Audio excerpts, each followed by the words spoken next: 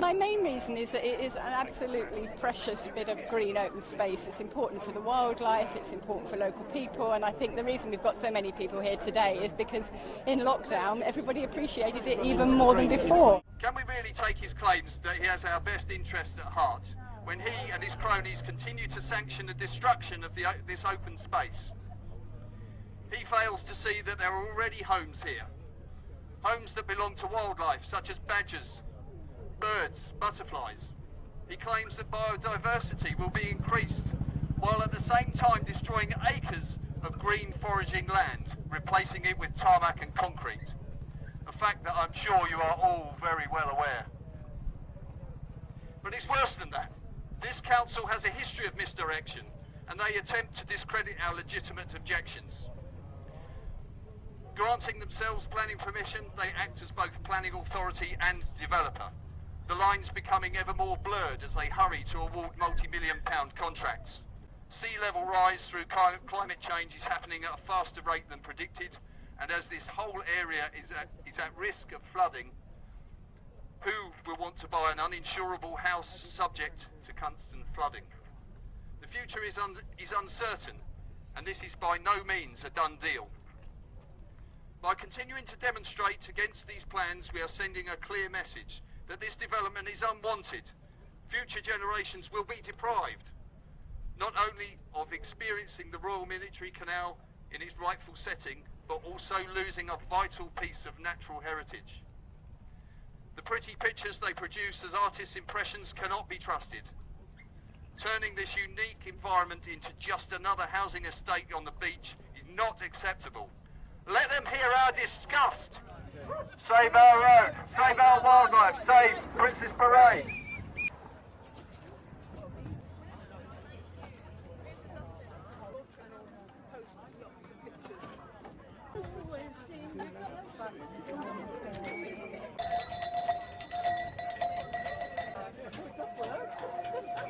When you come down from the top of Hospital Hill and you look across this view of what they're calling wasteland and the beach, it is stunning and it's really unique. We haven't got lots of things that people normally have along these stretches of beach. It's not got anything like cafes and pop-up restaurants or anything, and they say that this is used as a toilet for dogs, but it's not, because the central part, nobody can get in there, you can't walk in there, but it's full of badgers and foxes and wildlife and bees, you know, anything you want to name. They're talking about moving newts, you know, relocating lizards. Why?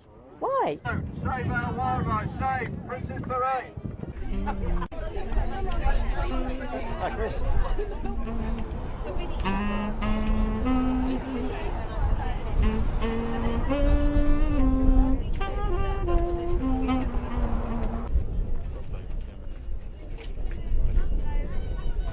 Wildlife, save Princess Parade.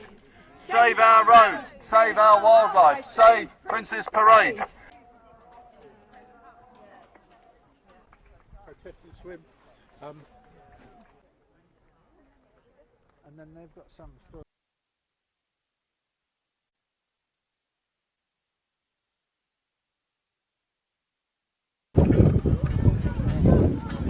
Yes.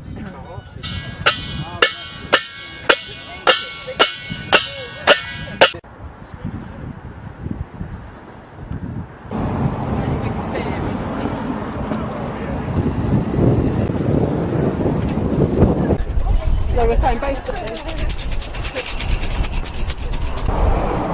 It used to be. Absolutely. Yeah, because I don't know where those are ahead of you. Oh, no. Thank you. That's great. Safe Princess Parade. Great poster, guys. Great poster. Well done, everybody. Let's go away. All the way down.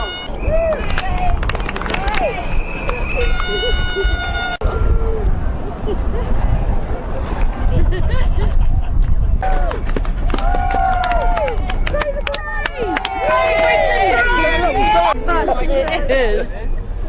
Oh, we're on.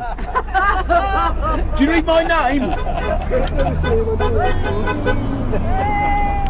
Hi, my name's Karen, and this is Floyd, and these are two of my children. This is Ellie and Ben, and we've come down here today because we believe it's really important to conserve our green spaces. Having nice green spaces is really important for your mental health, and also it's important for the environment and the nature and the wildlife that live here, and it's really important to conserve it for us and for future generations. Contamination over the period to 1946 to 1972, that's after the Second World War, the land was used indiscriminately to start with for dumping all rubbish of all sorts in there. After that, there was a problem that they needed to do a backfill of the land because it was down to shingle, at that time, and to stabilise the land and to keep the seawall from not falling in, because the seawall is comprised, the wall as it is there and the road is the integral seawall. That needed to be infilled to back it up, and at the same time they needed somewhere for their waste, and so they were able to kill two birds with one stone and start filling it with waste. Now in those days nobody took any notice about what sort of waste you put in there. It was totally indiscriminate. You've got in there now, you've got medical waste, you've got military waste, you've got heavy metals, you've even got cyanide, you've certainly got asbestos, and a whole load of things, a lot of organic stuff. You'd never believe, if I told you there was an elephant buried in there, you'd probably never believe me. There are at least 2 horses, lots of seals, porpoises, that sort of thing. It's horrendous, and most of it's totally unknown what it is. Nature, nature, what is greater? The land and sea are crying for hope. There's no denying of concrete jungles and loss of space. How will we survive with this destructive drive? Councils spewing in our face. How needy are they? How greedy are they? How dependent are we on our land and sea? We are aware they just don't care. Save the trees for the insects and bees. For us to survive, they must stay alive. Who will stand with me?